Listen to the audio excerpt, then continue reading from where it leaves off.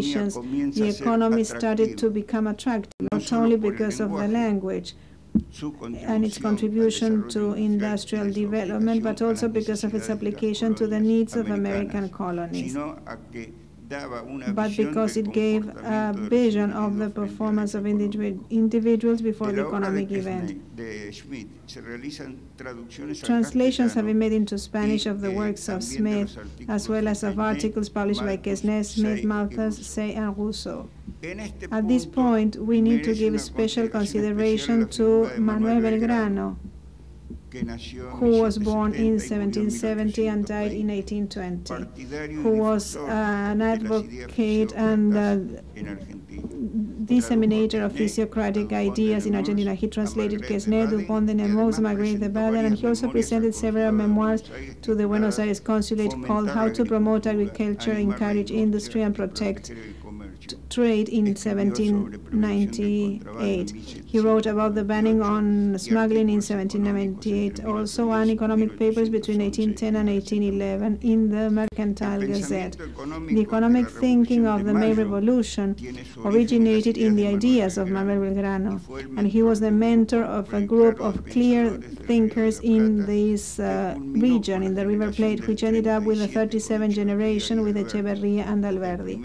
Echeverría was considered the advocate of the May ideas by Alfredo Palacios, and he was a decided advocate of the tax on territory contribution, which he considered the best of taxes. Adam Smith, who lived between 1723 and 1790, was a professor of logic, philosophy, and moral at Edinburgh and Glasgow universities. There are class notes, and it is known that the classes that he gave after 1760 contained a lot of information on economics. In the matter that is of our interest, he met the physiocrats, but he did not share their ideas. He did have a special dedication towards the study of public administration and state funding problems, which he inherited from Cameralists and Mercantilists. In his research about the nature and cause of the wealth of nations in 1776, he develops 5 sections, the last of which, the 5th, is dedicated to public finance, especially public expenditure, tax revenues, and the role of the customs office. In Smith's opinion, the state had to reduce its roles to 3 areas: defense, justice, and the maintenance of non-profitable works and services. It was naturalistic in the design of economic policy. This approach to the economic system is picked up here in this region by Juan Bautista Alberdi and adopted in the National Constitution of 1853-1860. Generally speaking, physiocracy and classicism had a different vision of the taxation system, but maintained the classification, even though there were differences in the relative weight given to the tax on the rent obtained from land. However, they were brought together by a vision that engaged in the increase in production through a system that would ensure property and the freedom of individuals in terms of what, for whom, and how they produced. Also, we find in Schmidt the basis of the theory of the distribution of income that is based on production factors. But far from being naive, in chapter 10 of his works, he speaks against businessmen who tend to behave as monopolistic and against landowners because they wish to harvest rent where they had not sown. David Ricardo, 1772-1823, and who also belonged to the classical school, showed for the first time ever, through a simple economic model that operated with few variables defined precisely, that this model could be used to discuss complex economic problems. The most outstanding contribution by him is what has to do with the distribution of income and how the level for each of the production factors is set at all times. In the case of the land, it is because of the incorporation of land that was non-productive. The Ricardian theory of rent is the main axis around which the tax on land, both rural and urban, free of improvement, revolves. In France, at the same time, Jean-Baptiste Say, who lived between 1767 and 1832, adhered to the differentiation between production factors with the different sources of revenue, and drafts the law that is named after him, indicating that all goods available, including those originating from the land, should be equal to the sum of all goods bought. Hence the simplification of his law by expressing that supply should create its own demand. Now then, this is a core issue. Why is it that there were attacks against classicism? Classics, even the most liberal, underscored the active role of social classes and the conflicts of interest at times where the political climate in Europe was turned towards the nationalism of European powers, while weakening social cohesion because of the Marxist doctrine, the turmoils in the mid-19th century and the Paris communes in 1871. It was then when the important role of the individual was underscored and the discussion of social classes was postponed. It is then when neoclassics appeared. They were well received by society, which wished to capitalize the positive results that were evident from the Industrial Revolution and detour from ideological conflict. Darwinism contributed to this paradigm shift by asserting the idea of the survival of the fittest. Herbert Spencer, a British philosopher who lived between 1820 and 1903 and who founded the evolutional philosophy, which was based on the fact that no one should interfere with natural laws, gave a step forward and came to the conclusion that society had, we also had to have the situation of the survival of the fittest, and he found that the disciplining element was the market. The market expels those who are less fit and brings those who are fittest to success. More market entailed less state, so that the new theory changed the axis of the former one, since it moves from the objectivity in observation of society to subjectivity in analysis. The place of the producer is now taken up by the consumer with its range of preferences, and as if it were by magic, the theory of the value of labor disappears and is substituted with the marginalist approach based on abstract mathematical calculations derived from alleged individual behaviors. Production factors, therefore, are reduced to two. The land also disappears by way of magic.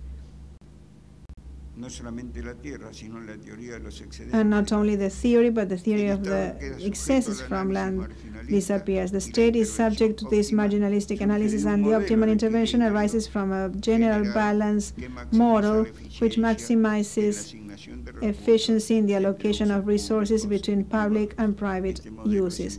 This is the model developed by Paul Samuelson. In this scenario, rent and substitution derived from the price of operation between price and goods and factors come into life. Since land had disappeared as a production factor, it is no longer taken into account when it comes to establishing the tax structure that would fund public expenditure. However, beyond the principles and attempts to systematize the economy and make it respond to requirements of the time, let me allow the contributions made by Petit, which I have already mentioned, and the one made by Henry George in 1879, who lived between 1839 and 1897, especially what relates to building tax approaches and proposals that will be aimed at building a social order that will be different from the past one. George was a non-graduate philosopher, capable of establishing the validity of his philosophical ideas. He was not an agrarian reformer or a tax treaty writer. He was the biggest social reformer of the 19th century, and far from applying ideas that were contrary to the political order in his country, he proposed a solution that was framed in: first, the abolition of industrial monopolies; second, the facilitation of competition and free exchange; thirdly, facilitating access to capital and work to land; fourthly, eliminating ownership of rent from the land, which among ourselves is the mother of all monopolies, as indicated by Winston Churchill. He proposed the tax for all forms of land, whether rural or urban, not as a means, as an end itself, instrument for social reform, following the ideas proposed by Smith and Ricardo, who had studied them and taken them from physiocracy. But in addition to establishing this, he defined the taxable base by saying and expressing that land is everything that is not capital or labor. In other words, land is the nature, which as such belongs to all men, and therefore one using it should pay a tax for the resource in question, whether it be conventional land, seas, rivers, subsoil, air, airwaves, airspace, etc., etc., etc. Punto final. Los intereses y la estructura impositiva. Interests and the tax structure. Ha de resultar una tarea muy difícil.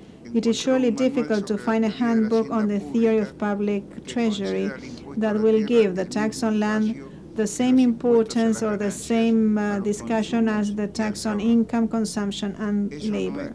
This is not sheer coincidence. It is a reflection of the conventional wisdom in economics. But it is also so because the implementation of a public expenditure funding structure reflects the political weight resulting from the distribution of rent. And as Philip Wickstead put it, who lived between 1844 and 1927, and who was a sociologist and economist from Germany, it is difficult for those who have the most to legislate against their own interests. As a result, and but for Saxon countries, the tax on land free from rural or urban improvements is irrelevant, so that budgetary needs are met with taxes on income, including as such payments to employed earners and the taxes on consumption under its different forms. The former have a negative impact on the formation of capital, since they excessively penalize investment and efficiency, whereas the second reduce the market size by generating a decrease in the available or disposable income for private expense. And we come to the beginning of this essay. When land is subject matter to speculation and investments are leveraged with loans, they result in a process which ends up with a banking crisis that derives from the non-compliance with obligations undertaken by speculators. Given that the land is a fixed offer, since we have to sell it, the price goes down, thus giving rise to boom and bust cycles. The widespread drop in income reduces the taxable base, and this is in turn reflected in budgetary deficits, sovereign debt issuance at high interest rates. And this is the time when adjustment comes, adjustment which is precisely paid by those who have the least. Since public expenditure is inflexible to any decrease, the answer is sought on the side of revenue, but always those who tax production, consumption, and salaries, all of which have disruptive effects which are potentiated to the extent their ratio increases together with the drop in GDP. Thus, income is polarized, there is an increase in regressiveness, and democracy becomes weakened because the people who come to power are their citizens, representatives, who are then identified with dominating power groups, which is what was expressed by the thinkers that I mentioned along my presentation. Thank you very much.